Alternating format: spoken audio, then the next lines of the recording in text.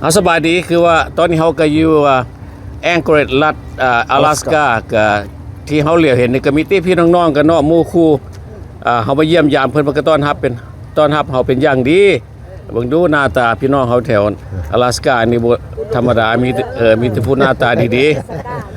ๆอันที่เฮือนเขาเห็นอยู่นี่แม่นเฮือนโมโบโฮมเนาะคือว่าทั้งอ้อมๆไปนี่แม่นหมดแหละโมโบโฮมทั้งหมดนี่นะอันนี้ซ้ำกับบ้านคนลาวตัวนี้นะบ่บ้านคนลาวแล้วนี่นะคนลาวอยู่ในคุมนี่เด้นี่มันยังหลายกว่านี้เพราะว่าข้าเจ้าไปเฮ็ดลาบไปการแน่นอนบ่ตื่นเด้มื้อนี้เนาะนี่ได้พาพี่น้องประชาชนลาวเฮาไปท่องเที่ยวข้างนอกไปมูเดียไปเที่ยวมูเดียบ่ไปไล่หม่องเด้เฮาสิไปไล่เที่ยวไล่หม่องทานไอ้ใหญ่เพิ่นมาแต่พุ่นน่ะแต่โปแลนด์มายามเพิ่นเที่ยวไม่ห้างไม่ไม้ทั้งนั้นอันนี้นะนี่เด้อมีแต่ไม่ห้างนางไม้ทั้งนั้นเด้อนี่เด้อมีแต่หน้าตาดีๆนี่น่ะคันผู้ใดที่ว่าบ่มีลูกมีเมียบ่อยากสร้างมาติดต่อมาโลดนี่เรียกโทรเด้อใครสนใจมาเด้อติดต่ออยากสร้างครอบสร้างครัวมาเลยตัวนี้ได้ติดต่อมามีจะไปห้างใหม่ๆมันจะเรียบร้อยเรียบร้อยทางเรียบร้อยแชนโนเด้อซื้อเรียบบ่แล้วก็ให้แล้วเรียบร้อยเว้ยแม่นล่ะติดต่อมาทางเรียบร้อยแชนโนหมวกสีตะมูนมีแฟนแล้วพวกนั้นเฮาก็สิได้เอารถเอารถจากคัน2คันบ่มื้อนี้2คันบ่ฮู้ว่าเพิ่นสิพาไปทางใดเด้อมื้อนี้เด้อเป็นสิล่ะที่ว่าหมู่คู่หรือว่าพี่น้องมาแต่ต่างรัฐท่านเพิ่นสิมักพาไปเที่ยวเล่นแนวนี้รวมกลุ่มก็ว่าแม่นหรือว่าความฮักแพงของพี่น้องท่านนี้เป็นจังซี่แหละมีหยังก็มันยังมาบ่หมดได้ประชาชนลาวยังมาบ่หมดได้มันน้อยได้นี่นะปกติมันหลายคนนี่เด้ไปเป็นทีมเวิร์คอันนี้ก็แม่ไม้สดๆอันนี้แม่ไม้สดๆวันนี้ก็ได้แม่ไม้สดๆแม่ไม้นี่แม่ไม้ติดต่อมาโลดแม่นหมดแถวเรียนแถวสลายแม่ไม้หมดสลายเป็นไม้บ่ได้เป็นไม้บ่ตายจะว่าเมืองนี่จะเป็นมีผัวสาวหลายก็เรียกก็ดอกผู้สาวไปนี่โอ้ยอันนี้ก็แม่ไม้อันนี้บ่สดแล้วนี่นะมีบ่แล้วนี่นะอันนี้มีมาแล้วตัวนี้เนาะมีแต่ทางเรียนแถวให้คนบ่สดผู้ใดสนใจแล้วมาเด้ออลาสก้าเฮานี่แม่นล่ะมาเด้อมาท่องเที่ยวอลาสก้าเด้อพี่น้องเด้อมื้อนี้ตัวนี้ก็เฮาอยู่ฟรีเวย์อลาสก้าตัวนี้ฟรีเวย์ตัวนี้งามเนาะก็เฮาก็สิไปฮอดแคมป์ทะเล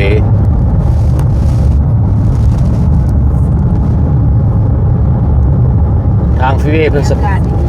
อากาศดีมื้อนี้กับในราว70บัดนี้คันแม่นนั่นอากาศ60ดีกรีอยู่นี่มันร้อนได้เพราะว่ามันแดดออกมาแรงอีหลีมันบ่มีลมแม่นบ่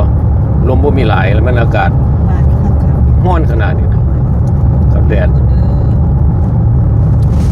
กลางคืนนี่คือว่า 11 โมงกลางคืนเฮาออกมานอกก็แจ้งสว่างอยู่งามได้นี่โอ้เดี๋ยวไปเสียจังพูดอะไรก็มีน้ำแข็งเบิดตัวนี้เอารอดทำแล้วเตรียมแล้วเด้อเขารอดทำตัวนี้รอดขัวเด้อรอดทำเด้อ阿拉斯ก้ารอดทำไผก็สิฮู้จักอยู่แล้วผู้ใดเคยมาแถว阿拉斯ก้าก็คิดว่ามีประสบการณ์แถวนี้ทำนี่บ่ฮู้ว่าสิใกล้ปานใดเนาะนี่เฮาบ่รู้จักยาวเติบบ่ไปมืดเด้จะส่งมาทำส่งว่ารอดทำภูบังชูรอดภูได้ภูบักสูงได้นี่นะสร้างเห็นเนาะโอ้ภูก็อยู่เทิงภูอยู่เทิงโอ้สูงหลายภูนี่เด้อภูเบิ่งได้งามมันงามขนาดเนาะเฮ็ดเนาะได้ดีเนาะบ่เพราะฟ้ากำนันน่าจะเป็นไฟแดงพอเข้าไปไฟเขียวได้ทางนี้เด้จะเป็นทีไผทีมันแต่ว่าสวยงามเลยเนาะในแคมรานะพวกนี้บ่ยาวตึกมันรถไฟมานี่โอ้เองได้ทานรถไฟบ่สุดเฮาก็บ่ได้ไปมาไกลตู่ตอนนั้นได้ทานรถไฟบ่รถไฟบ่สุดเด้ทำตัวยาวแล้วก็มืดยาวมืดมีโอกาสดีที่สุดได้ที่เฮาได้เข้ามาผ่านทำตัวนี้เนาะโชคดีแล้วโชคดีถ้าหากว่าผู้ใดมา阿拉斯ก้าอย่าลืมมาเมืองวีเดียเด้อคือว่า阿拉斯ก้านี่ก็มีบ่อนท่องเที่ยวหลายเด้อบ่แม่นว่าแต่บ่อนนี้มีหลายๆบ่อนเด้อโอ้ยหลายคันไปแบ่งแห่งคันเรามีเวลานี่บ่อนท่องเที่ยวหลายที่สุดแม่นบ่แม่นล่ะมีบางเขตเฮาได้ขี่ยนต์พุ่นไปนะนนยนต์น้อยน่ะเนาะได้ขี่ได้จังซั่นแล้วก็สิมีโอกาสได้รอดทำแนวนี้แม่นเพราะว่าเฮามา ทางรถมันจะได้เห็นหลายกว่าโอ้มันเป็นไม้2ไม้พอได้นี่นะนี่แหละบอกบัดนี้พวกนั้นสิมาบัดนี้รอคอยเขาออกมาพวกนั้นสิเข้าไปที่ไปที่มันเด้ ที่ไปที่มันนะ เฮ็ดอันนี้ เอาวันนี้เห็น เดือนที่สาม เห็นนางงามทางหลังแล้วบัด เดื นี้ อนที่สาม แม่บอล ปีหน้าจะมาจะ จะ ไป ไปเล่นอยู่อันนั้นน่ะเนื้อใหญ่ๆอย่างซี่นี่บ่นี่ก็ดีกว่า18เซน เอาบัดนี้เฮามาฮอดใส่แล้วนี่นะ สบายดีเด้อบนสกุลเดี๋ยวนี้มอดทาเฮือเมืองมีเดียแล้วเด้อ เมืองมีเดีย แม่น เมืองมีเดียทางงานมันมีหยังแด โอ้มันก็มีหลายอันบนหาปลาบนซิดเบ็ด หาปลา10เบ็ด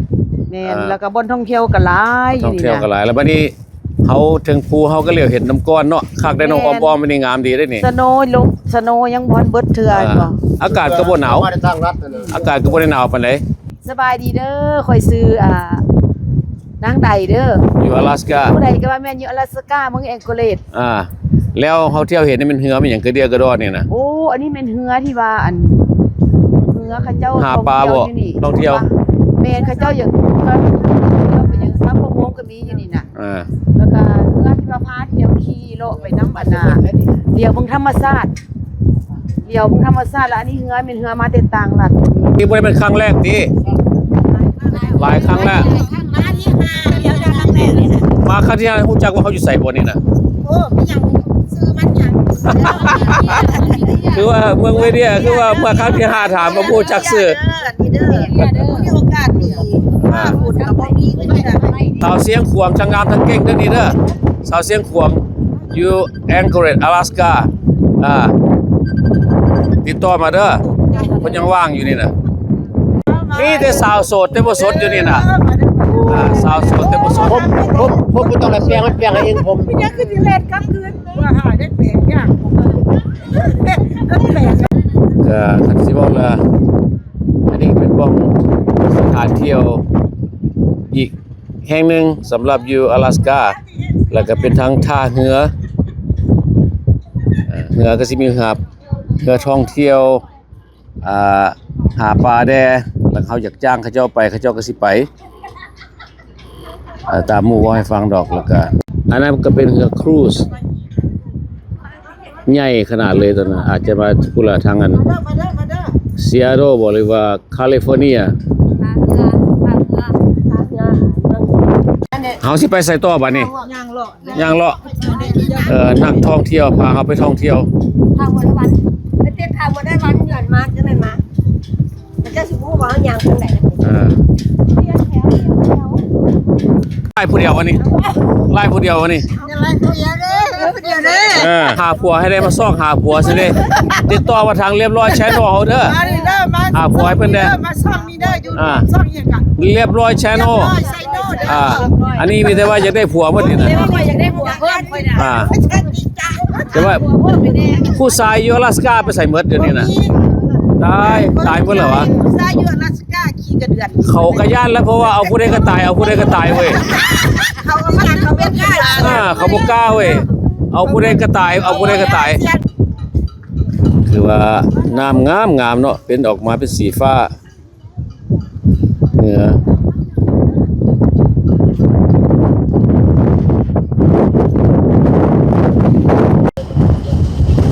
เดี๋ยวดิ่งเก่าเอานี่ก็อีกจุดหนึงเพิ่นพามาเที่ยวเพิ่นว่าไปเลาะเบิ่งปลาแซลมอนมันขึ้นมาว่าซั่นบางเทื่อก็เห็นเทื่อก็บ่เห็นตอนนี้มันยังขึ้นบ่ทันหลาย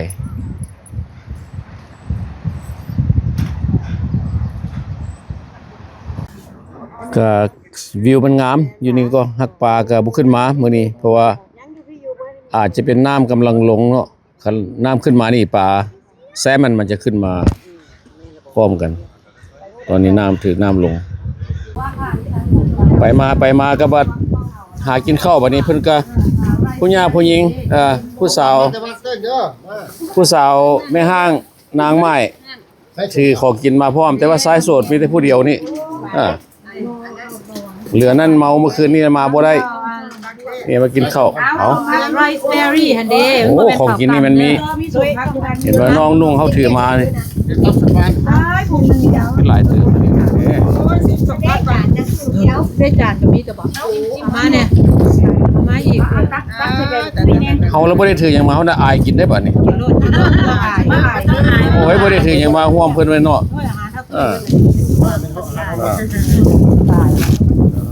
มีแต่ของแซ่บๆส้มผักก็มีนี่ไผว่าอยู่อลาสก้าบ่มีส้มผักโอ้ยบืดเด้อเข้ากับไผว่าอยู่อลาสก้าบ่มีอันนี้มีอยู่นี่นะส้มปลาวะแซลมอนเฮ็ดส้มได้วะ บ่แม่นแซลมอนได้ บ่แม่นวะ ปลานั่นได้น่ะ แต่มันก็ได้ ของหันว่าสุดาเราเฮ็ดได้ นี่บ่ น่ะ โอ้ ปลาเนี่ยก็ปลานิ้น แล้วก็มีข้าวกล้ำพร้อมแล้วมีข้าวต้มบ่นั่นน่ะ ข้าวต้ม ข้าวต้มไผเฮ็ด ข้าวต้มอยู่วัดเฮ็ด โอ้ขอเบิ่งแมงนี่ได้แมงน่ะเดี๋ยว เอามาแม่จะบ่กินหรอ อันนี้เฮามันดักแด้นี่มันจะเสียงขวางบ่อันนี้ก็บักขามบ้านเฮาบักขามบ้านเฮาบักขามอลาสก้าบ่มีเด้เนาะตอนนี้เป็นบักขามอยู่อลาสก้าเฮากินอยู่อลาสก้าเด้ สมพักไม่แต่เรา ขามหัวขออนุญาตอันนี้ส้มผักอันนี้ส้มปลาเพิ่นเป็นห่วงนะมือก่อนมากินข้าวได้เด้อว่าซั่นเด้ไผแต่ฮูบหลาย ไปที่มุมหลาย บอกแล้วเฮาก็ภูมิใจที่ว่าเห็นน้องนุ่งพากัน ทีมงานมาเป็นทีมงาน เป็นทีมงานเนาะปุ่มลุงกัน ส่วนหนึ่งได้นี่ส่วนหนึ่ง แม่นแล้วนี่นะกินบัดนี้นะโอ้ยแต่อาหารดีๆมีแจ่วเอาบัดนี้สิได้ เขาก็ วันนี้ก็มีปีกไก่ หรือว่าสิได้ลาลง ไก่แล้วก็ปีกซีนแจ่วพร้อมทุกครบสุดเลยเขาก ของกินแล้วลาวมาทราบ แม่น อันเด้อนี่เด้อข้าวเด้อ ข้าวอันนี้ข้าวกำ ไรซ์เบอร์รี่ แซ่บอยู่ว่าไรซ์เบอร์รี่เอาของไรซ์เบอร์รี่ป่ะนี่ ำมามักแต่มันกินแล้วลุก โอ้เราข้าวกำ กินผู้ใดเป็นเบาหวานแล้วให้กิน กินแล้วเสาตอนนี้เขาก็ยืนทางหน้าถ้ำเขาจะกลับคืนไปละบานี้ก็สิมีไฟเขียวไฟแดง ตอนนี้ไฟแดงก็ไปบ่ได้แล้วเทิงสันภูนี่เนาะในขณะที่เขาจอดรถรีทาอยู่นี่ก็สิมีน้ำก้อนอยู่ถึงเทิงพุ่นล่ะแล้วก็เป็นตัวที่มันเปื่อยมันก็สิค่อยไหลลงมาเป็นห้อมเห็นบ่เห็นเรียวเป็นทางขาวๆก็งามดีเด้อเพราะว่าคล้ายๆเป็นห้องน้ำน้อยๆตัวหนึงน้ำก้อนเปื่อยลงมาเท่าน้อยมันก็ไหลลงมาเขาก็สิเห็นมาฮอดนี่มันก็จะคล้ายๆน้ำต้นตาดน้อยตรงนี้นะงามดีขนาดแล้วก็ด้านข้างอ้อมๆไปนี่ก็ยังเห็นน้ำแข็งอยู่มันก็ยังบ่ทันได้เปื่อยหมดเพราะว่าเวลานี้เป็นเวลาซัมเมอร์เป็นเวลาฤดูร้อนของเพิ่นอยู่อลาสก้าคันว่า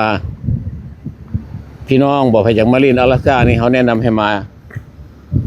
ฤดูนี้เพราะว่าอากาศมันอุ่นดีภายในราว60ปลายดีกรี60ปลายดีกรีถ้าหากว่าเป็นแดดออกจังซี่นะมันก็ยังร้อนหลายแต่ว่ากลางคืนนี่11 โมงก็ยังแจ้งอยู่เด้อบ้านก็มืดสวย11 โมงตอนต้นกลางคืนเอาเสียเข้านี่$13เวลาเข้ามาแล้วก็ตอนกลับบ่ได้เสีย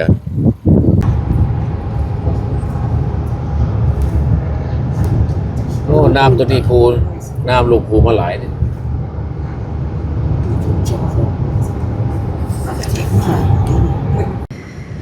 บัดนี้ก็อีกเป็นจุดหนึ่งเนาะงามเด้อเขตนี้เขาฮ้องว่าซีเวิร์ดว่าซั่น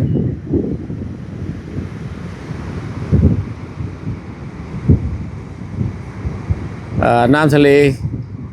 เป็นสีบลูสีฟ้าอ่อนงามแล้วก็ถึงภูลอดไปตามน้ำก็มีน้ำแข็งพร้อมว่า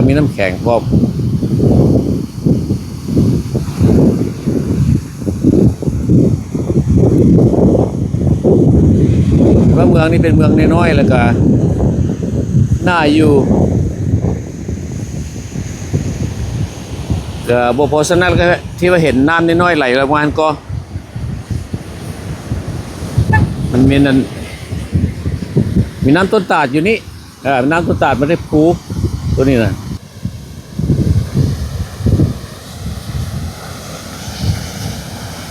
แต่น้ำตัวนี้มันลงมาจากภูโอ้ยแห้งหลายเด้อ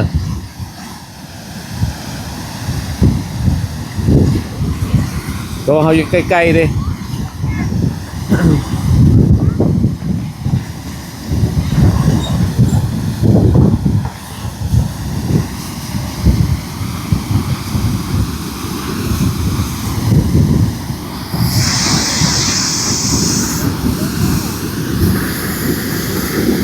นี่แหละที่ว่าห้องตัวนี้น้ำออกมาน้อยหลายขนาดนี้แหละออกมาจากน้ำต้นตาดตัวนี้ก็ไม่ได้ทีมงานเขาน้ำแห้งไหลวะแห้งไหลวะ สบายดีเด้อ FC ทั้งหลายเด้อ เมืองอย่างละ อันนี้เป็นเมืองซีเวิร์ด ซีเบิร์ดบ่ ซีเวิร์ดเด้อเมืองซีเวิร์ด น้ำงามหลาย อันนี้สมมุติว่ามันค่อยเป็นใกล้น้ำเที่ยวเด้อพี่น้อง เป็นใกล้น้ำเที่ยว แม่นสมมุติว่า เออ ใกล้น้ำเที่ยวพาทีมงานมาเที่ยว อันนี้ก็เป็นน้ำตกตาดที่ซีเวิร์ดมาเด้อมา จาก เด้อ จากสวงจากแปะจากกันแอนโกเรตมาจากสวง เอ็นโกเลตมาประมาณ2 ชั่วโมงไป สวงเนาะเออ 30 นาทีหลาย ทำ เทื่อ อย่างนี้บ่ โอ้หนาวอยู่เด้อนี่เด้อ เอาหลายบ่ หลายหนาวหลาย โอ้น้ำไหลแห้งหลายไม่ได้หนาวไปเลยตัว หนาวโอ้ลม แม่ทีมงานเป็นยังไงทีมงาน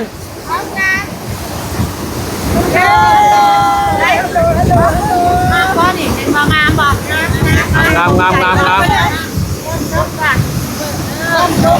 ออกมานอกเมืองขี่รถออกมา3 ออกมาจาก 3 ชั่วโมง บ่แม่น30 นาทีเด้อ3 ชั่วโมง 3 ชั่วโมง มาแม่ของพี่เอาพี่เด้เอาโอ้ยเอาขึ้นมาจังซั่น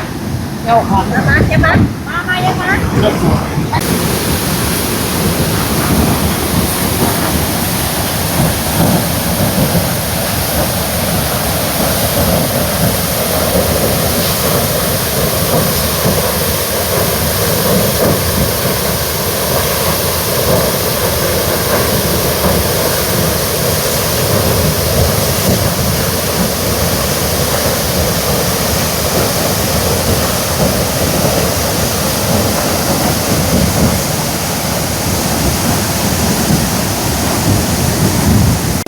คือว่าน้ำมันก็ตกแห้งหลาย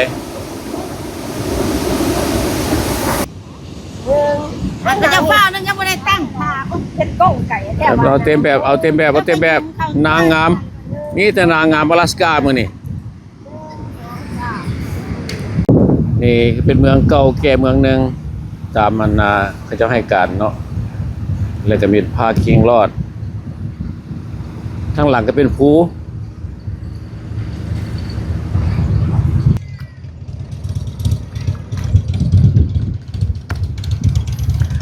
ก็มีห้าน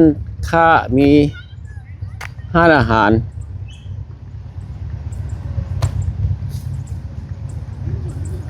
บางคนก็เจ้ากับมานอนนี่ว่าเข้าไปนี่เป็นบ่อนนั่นอะควาเรียมเขาต้องได้ซื้อปีเข้าไปถ้าไปอยากเข้าไปแต่ตอนนี้เขาสิว่าสิถ่ายรอๆอ้อมเบิ่งให้เบิ่งซื่อๆว่าเป็นจุดหนึ่งอยู่ใน阿拉斯加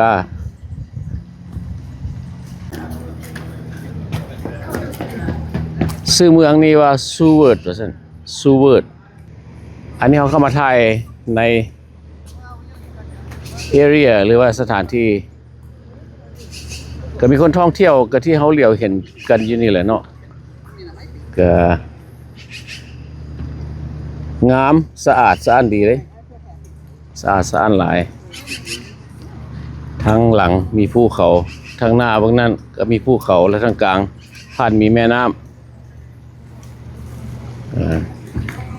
ก็คล้ายๆว่าไปนี่มันเป็นห้านอาหารมีอย่างบ่น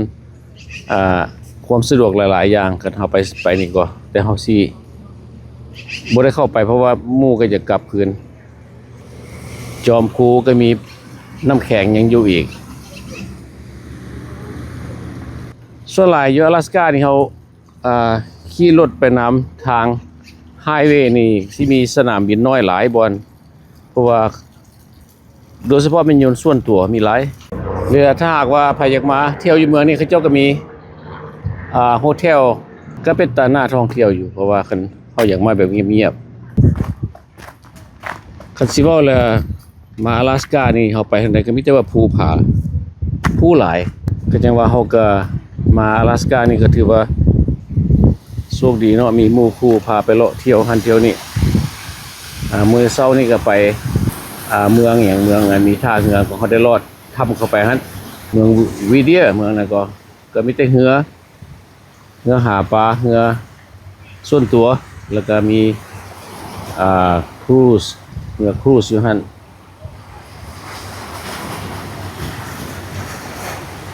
และจุดสุดท้ายก็พากันมาเที่ยวเมืองซูดนี้ก็เป็นเมืองน้อยเป็นเมืองท่องเที่ยวอีกแล้วก็มีน้ำต้นตาดก็แห้งๆน้ำต้นตาดอะไรเห็นว่าทีมงานเขากวกมือซะละไปเด้อว่าฉันเขาจะไปละก็บ่มีอย่างหลายเนาะสำหรับคลิปนี้ก็ได้เพราะว่าเขาก็มีแต่ว่าเลาะเที่ยวน้ำหมู่ซื่อๆเห็นอย่างเขาก็ถ่ายมาให้หมู่เบิ่งก็มีเท่านี้ละสำหรับวิดีโอตัวนี้ก็ได้เนาะเขาก็สิได้ขอจบลงแล้วก็เขาก็สิได้กลับบ้านก็พอกันใหม่ในวิดีโอหน้าขอขอบคุณใจพี่น้องหรือว่าหมู่คู่เขารับมาชมวิดีโอของเราเอาสบายดี